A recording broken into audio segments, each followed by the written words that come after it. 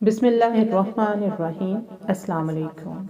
صلی اللہ علی حبیبہ محمد و آل آلہ و اصحابہ و بارک وسلم۔ لاکھوں کروڑوں اربوں درود محمد اور آل محمد پر کہ جن کے وسیلے سے ہم اللہ تعالیٰ کی رحمت کے طلبگار ہیں۔ آج کی ویڈیو میں درود تنجینہ کا مشاہدہ بیان کیا جائے گا کہ کیسے درود تنجینہ کی برکت سے ایک مفلس انسان کو اللہ تعالیٰ نے رنگ لگا دیا۔ وہ بھائی اپنا درود تنجینہ کا مشاہدہ بیان کرتے ہوئے کہتے ہیں کہ میرے حالات اتنے تنگ تھے کہ میں اپنے گھر میں بہت زیادہ پریشان تھا۔ اس میں کوئی شک نہیں کہ میری نوکری تو ضرور تھی، لیکن نوکری کے ساتھ میرے تمام اخراجات پورے نہیں ہو رہے تھے۔ جب میں شام کو اپنے گھر واپس آتا تو میری بھی خواہش ہوتی تھی کہ میں بھی لوگوں کی طرح اپنے بچوں کے لیے گھر میں کوئی فروٹ یا کوئی چیز لے کر جاؤں، لیکن میرے اتنے وسائل نہیں تھے کہ میں اپنے بچوں کے لیے گھر میں کوئی چیز لے جا سکوں۔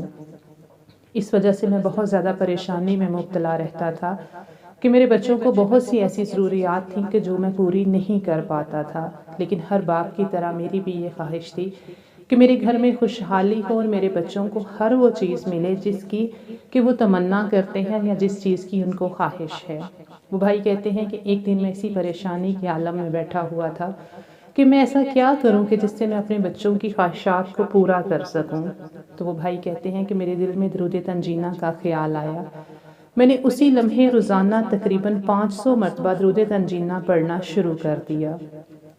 کبھی ایسا بھی ہوتا کہ میں 600 یا 700 مرتبہ بھی پڑھ لیتا تھا۔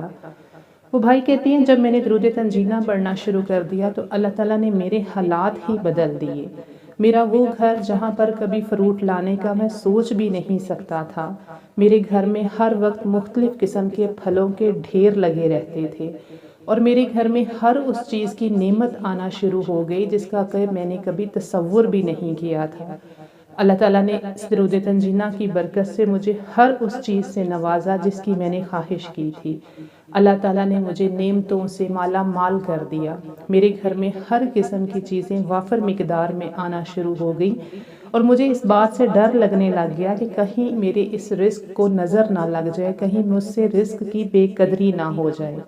اور میں نے ہر وقت اللہ تعالیٰ کا شکر ادا کیا کہ اللہ تعالیٰ نے اس درود تنجینہ کی برکت سے مجھے ہر وہ چیز عطا کر دی کہ جس کی میں خواہش کرتا تھا۔ لیکن ایک وقت آیا کہ مصروفیت کی وجہ سے میں نے درود تنجینہ پڑھنا کم کر دیا، جس سے میں نے دیکھا کہ نعمتوں میں بھی واضح طور پر کمی آ گئی۔